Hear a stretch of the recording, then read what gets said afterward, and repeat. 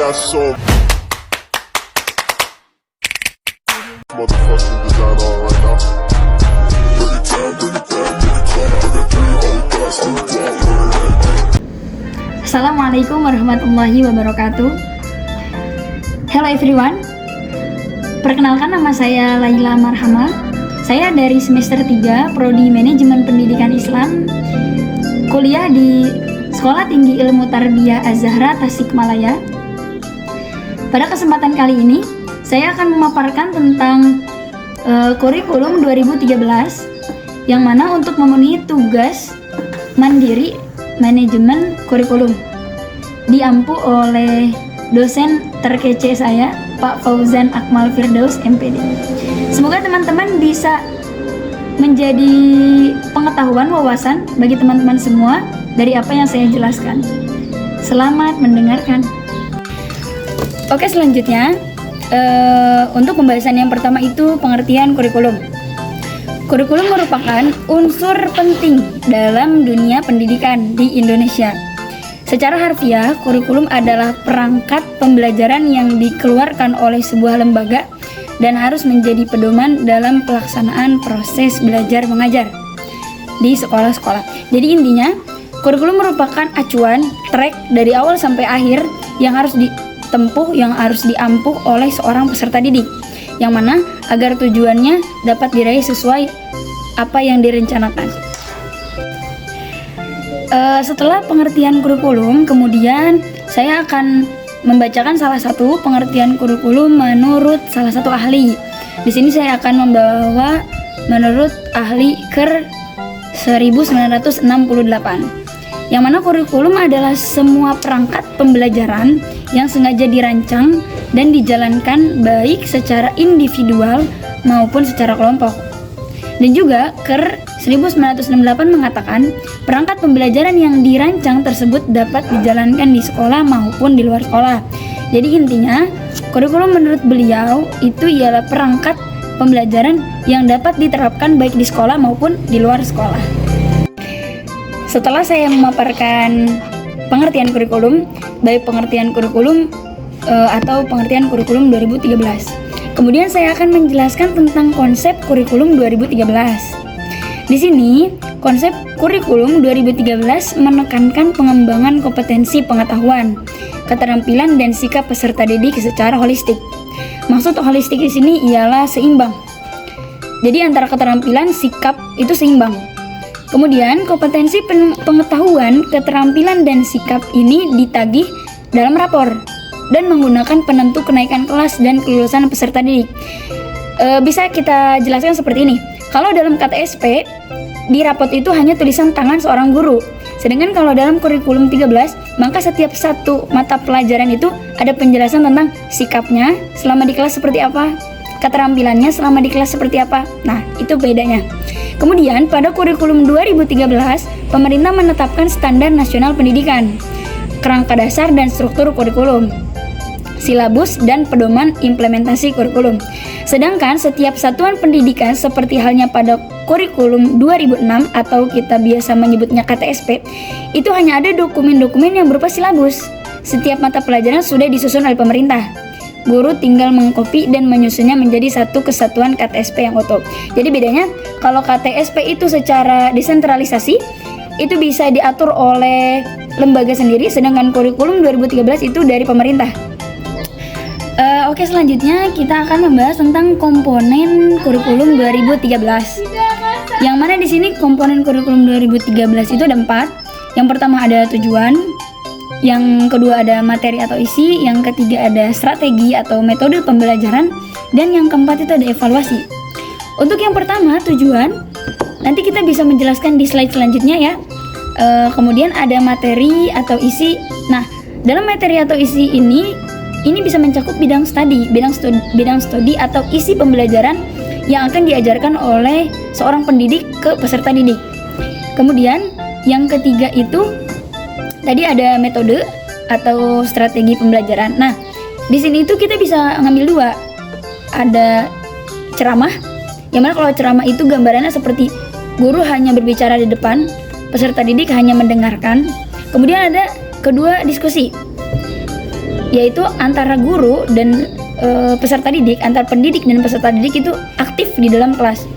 Atau kita bisa membahasakan yang lebih trennya itu kalau ceramah itu bisa disebut teacher learning center.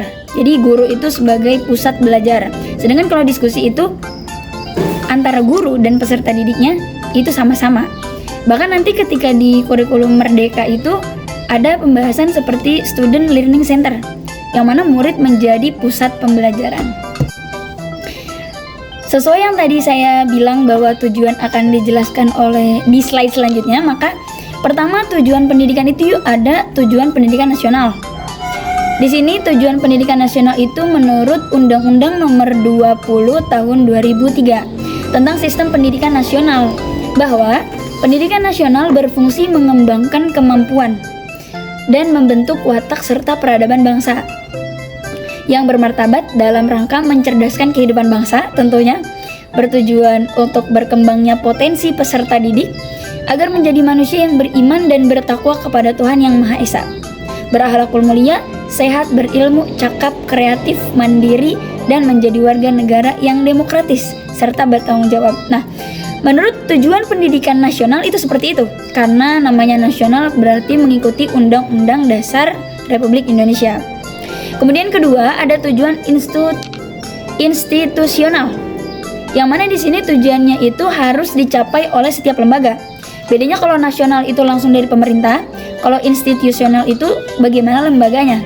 Maka si tujuan ini dibuat oleh lembaga tersebut. Di sini bisa kita ambil kualifikasinya yang harus dimiliki oleh setiap siswa. Jadi bagaimana si lembaga itu mengadakan tujuannya bagi setiap siswa. Nah, tujuan institusional juga merupakan cerminan dari standar kompetensi lulusan yang diharapkan dari setiap tingkat satuan pendidikan.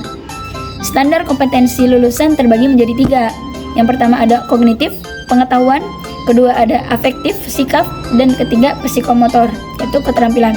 Jadi, tujuan dari institusional yang dibuat oleh lembaga ini maka masuk juga ke dalam tujuan-tujuan tingkat pendidikan, yang mana dari tujuan ini kita bisa mengambil dari 3, yaitu ada kognitifnya, bisa dilihat dari peserta didik itu pengetahuannya sudah sampai mana nih. Terus kedua, sikap dalam belajar, sopan santun atau soft skill-nya sudah sampai mana. Nah, itu bisa dinilai dari tujuan institusional. Terus kemudian ada psikomotor, keterampilan seorang peserta didik, apakah sudah sesuai dengan kurikulum 2013 atau masih stagnan di situ-situ aja. Itu untuk kedua. Kemudian yang ketiga ada tujuan kurikuler. Nah, di tujuan kurikuler ini adalah tujuan yang harus dicapai oleh setiap bidang studi atau mata pelajaran. Misal, di dalam satu kelas ada satu pelajaran. Nah, satu pelajaran itu memiliki tujuan agar peserta didik seperti apa nih setelah belajar misal matematika. Maka tujuan dari pembelajaran matematika itu harus seperti apa? Di sini dapat dikualifikasi yang harus dimiliki siswa setelah menyelesaikan bidang studi di suatu lembaga. Itu yang ketiga. Terakhir ada tujuan pembelajaran atau instruksional.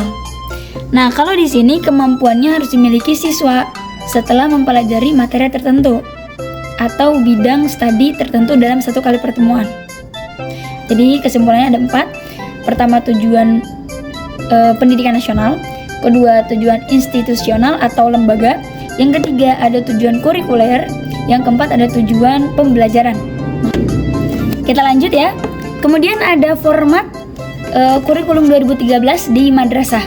Yang pertama itu ada kompetensi inti. Yang pertama, yang mana untuk mencapai standar kompetensi lulusan yang harus dimiliki oleh peserta didik pada setiap tingkat kelas atau program. Jadi kompetensi inti ini merupakan SKL dalam bentuk kualitas.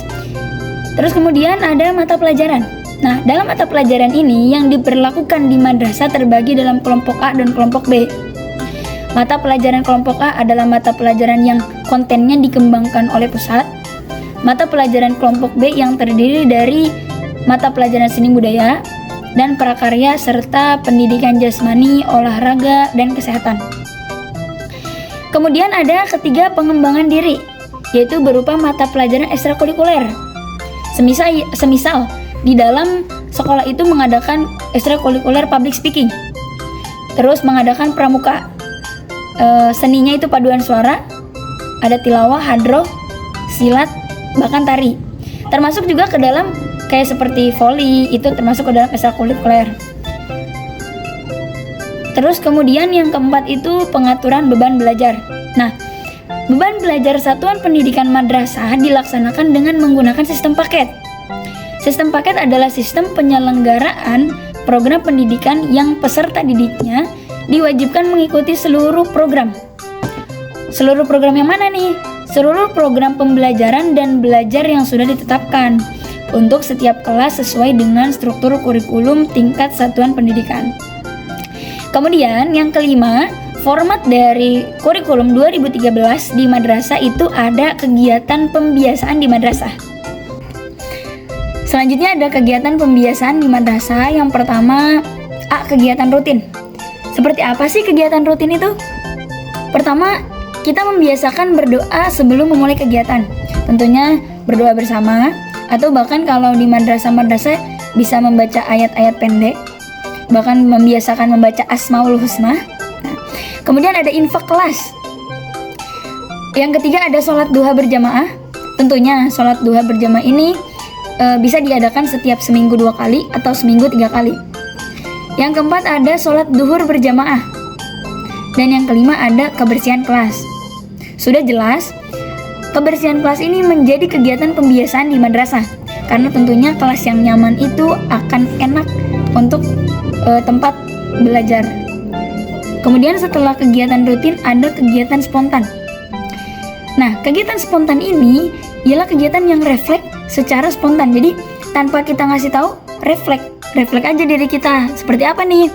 Pertama, membiasakan mengucapkan salam dan bersalaman kepada guru, pegawai, dan sesama siswa. Nah, tentunya ya kalau ke guru kita bakal salim, ketemu salim. Terus kepada pegawai sapa salim. Nah, untuk yang siswa ini tidak semuanya setiap ketemu siswa kita salim. Maksudnya adalah kita ramah tersenyum, memberikan salam, memberikan gairah senyuman yang baik agar dalam proses pembelajaran juga berjalan dengan baik. Kemudian ada pembiasaan bersikap sopan santun, yaitu tidak berkata kasar.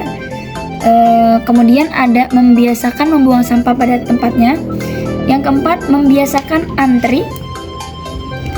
Kemudian ada membiasakan menghargai pendapat orang lain. Jadi ketika dalam kelas itu atau di dalam suatu ruangan ada pendapat yang beda, maka kita tidak bisa menyalahkan. Kemudian kegiatan spontan juga membiasakan meminta izin masuk atau keluar kelas. Misal lagi dalam belajar nih, kita mau keluar. Nah, maka kegiatan spontan ini harus dibiasakan. Izin Bu, saya mau ke kamar mandi, misal. Izin Bu, saya mau ada urusan sebentar, misal. Terus yang terakhir, membiasakan menolong atau membantu orang lain. Hal yang sering ditemukan di dalam sekolah itu banyaknya kejadian pembulian atau saling ejek-mengejek. Nah, kita sebagai yang masih peserta didik juga itu dibiasakan untuk menolong, membantu orang lain ketika salah satu teman kita ada yang dibully. Dari kegiatan pembiasaan di madrasah, yang ketiga ada kegiatan terprogram seperti kegiatan kelas meeting, terus kegiatan memperingati hari-hari besar nasional, terus kegiatan belajar di luar kelas. Kenapa nih harus ada belajar di luar kelas? Agar pembelajaran itu tidak monoton.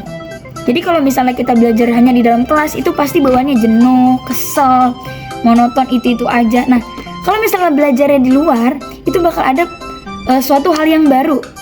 Mungkin yang tadinya kalau di kelas ngantuk, ketika belajar di luar, wah, kalau di luar jadi terang nih, jadi semangat. Kemudian ada kegiatan kemah. Dan terakhir kegiatan rutin pembiasaan. Yang D, kegiatan keteladanan. Seperti apa? 1. Membiasakan berpakaian rapi. Tentunya itu sudah jadi kewajiban.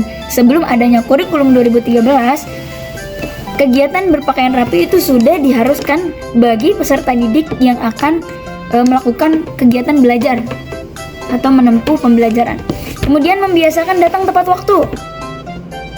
atau ini tuh pembiasaan disiplin ya. Terus ketiga, membiasakan berbahasa dengan baik. Keempat, membiasakan rajin membaca. Nah, di dalam rajin membaca ini atau kita sebut literasi, itu yang sudah jarang dilakukan oleh anak-anak. Kemudian ada membiasakan makan dan minum. Duduk, jadi makan dan minum itu harus duduk serta menggunakan tangan kanan. Karena yang sering kita temukan, bahkan kita sendiri sering melakukan, ketika akan makan atau minum itu secara spontan sambil berdiri. Nah, ini adanya kegiatan keteladanan atau kegiatan yang disiplin, itu mengajarkan makan dan minum itu sambil duduk dan menggunakan tangan kanan. Dan yang terakhir, membiasakan bersikap ramah. Ketemu guru, senyum. Ketemu teman, senyum. Jangan sampai ketika kita masuk ke dalam sekolah atau bahkan masuk ke dalam kelas, itu menunjukkan wajah kesal, cemberut, yang mana nanti akan berdampak negatif bagi orang yang melihatnya. Alhamdulillah, pemaparan saya tentang kurikulum 2013 dari mulai pengertiannya, terus pengertian kurikulum 2013, konsep dasar kurikulum 2013, dan juga komponen-komponen bahkan tujuan-tujuan pendidikannya sudah saya jelaskan. Kemudian kita bisa ambil kesimpulannya seperti apa? Kurikulum 2013 menekankan pengembangan kompetensi pengetahuan, keterampilan, dan sikap peserta didik secara holistik. Kompetensi pengetahuan, keterampilan, dan sikap ditagih dalam rapor. Jadi nanti dijelaskannya di rapor. Selama 1 semester, oh seperti ini nih peserta didik dalam pembelajarannya, sikapnya, keterampilan, bahkan nilainya. Kemudian, di dalam rapor itu merupakan penentu kenaikan kelas dan kelulusan peserta didik. Kemudian dari kurikulum 2013 memiliki 4 komponen. Pertama ada tujuan, materi atau isi. Ketiga ada metode atau strategi. Yang keempat ada evaluasi. Adapun dari tujuan-tujuannya tadi ada tujuan menurut pendidikan nasional, tujuan menurut lembaga atau institusional, terus ketiga kurikuler, dan keempat tujuan pembelajaran. Yang mana dari format kegiatan di madrasah dalam kurikulum 2013 sudah saya paparkan. Dari mulai ada kegiatan rutin, kegiatan spontan, kegiatan terprogram, dan kegiatan keteladanan atau kita bisa sebut kegiatan disiplin.